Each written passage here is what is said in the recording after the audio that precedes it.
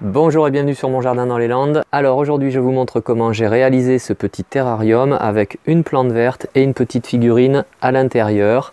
Voilà, je vous montre ça maintenant. Pour réaliser cette petite opération, eh bien, il faut différentes choses. Il faut bien entendu le contenant, le futur terrarium, du terreau. Alors je vous conseille de mettre soit un terreau universel ou alors comme ça va être à l'intérieur et que c'est fait pour des plantes vertes, voilà, vous avez des petites plantes vertes ici, je vous conseille aussi de mettre soit un terreau rempotage ou un terreau spécifique pour plantes vertes. Et puis des graviers ou là de la pouzzolane. Moi j'ai pris de la pouzzolane relativement fine.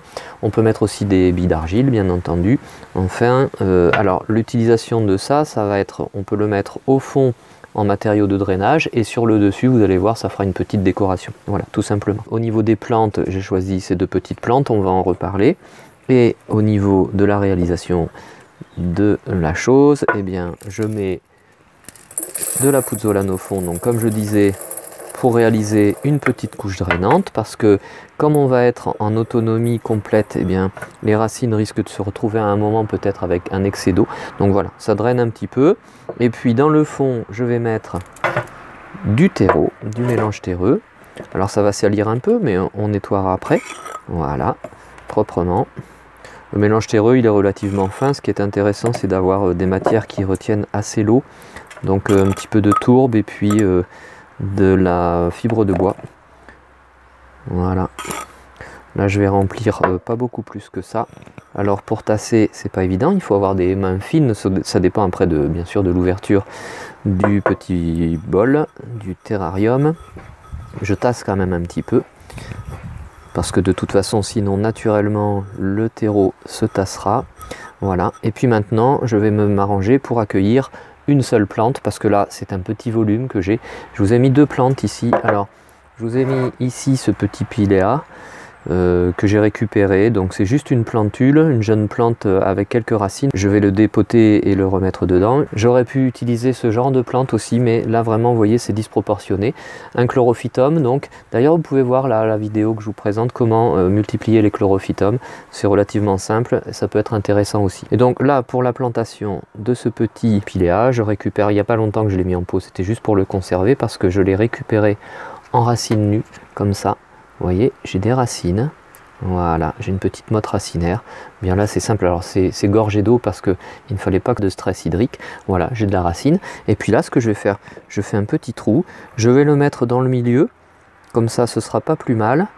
Et puis je positionne la jeune plante comme ça, et là elle est, on va dire, empotée. Voilà, je ne vais pas faire plus que ça. Alors ça laisse de la marge, hein, bien entendu. Vous voyez, ça laisse bien de la marge, mais ça va la laisser pousser. Et puis comme ça va rester un certain temps dans le pot comme ça. Et puis je vais pouvoir mettre après sur le dessus de la pouzzolane, les deux rôles de la pouzzolane. Le premier rôle, c'est un rôle de matière drainante, voilà, ici, puis en même temps c'est un peu décoratif.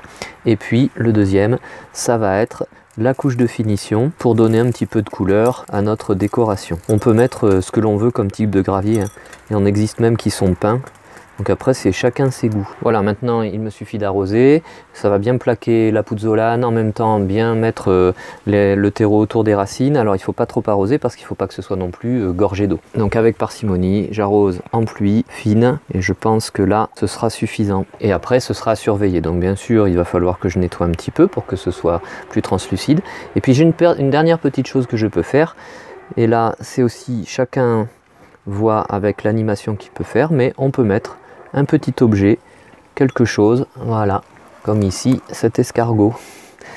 J'espère juste qu'il n'ira pas manger les feuilles de ma petite plante verte. Voilà, et maintenant je vous montre où est-ce que je vais le mettre. Voilà, et là je vais l'installer sous l'abri pour l'instant, parce que comme il ne fait pas encore froid, voilà, je le mets ici, un petit peu en hauteur et dans son réceptacle. Alors là on voit pas grand chose, mais je vais le mettre différemment.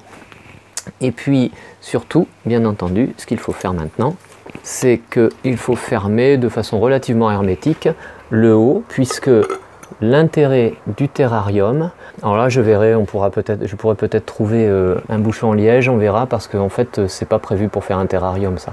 Mais bon, je recycle. Et donc l'intérêt, c'est que ça fonctionne en autonomie. La plante, là j'ai mis un petit peu d'humidité au départ pour le démarrage de la chose, mais la plante ensuite va d'elle-même donc pousser, elle va respirer, elle va absorber le gaz carbonique qu'elle dégage finalement en respirant. Et puis elle va faire aussi de l'humidité puisqu'il y a de la lumière, elle va transpirer. Et donc tout ça, normalement, l'humidité qu'elle crée va redonner de l'humidité dans le terrarium. Voilà, et petit à petit, elle va pousser. Et puis quand il fera plus froid, bien entendu, je mettrai ça à l'intérieur de la maison. Si cette vidéo vous a plu, n'hésitez pas à liker comme d'habitude en mettant un petit pouce bleu vers le haut. Si ce n'est pas déjà le cas, vous pouvez aussi vous abonner. N'oubliez pas de cliquer sur la cloche des notifications pour recevoir les prochaines vidéos que je vais publier. Et puis je vous remercie d'être passé me voir, ça fait toujours plaisir. Et à bientôt sur Mon Jardin dans les Landes. Au revoir!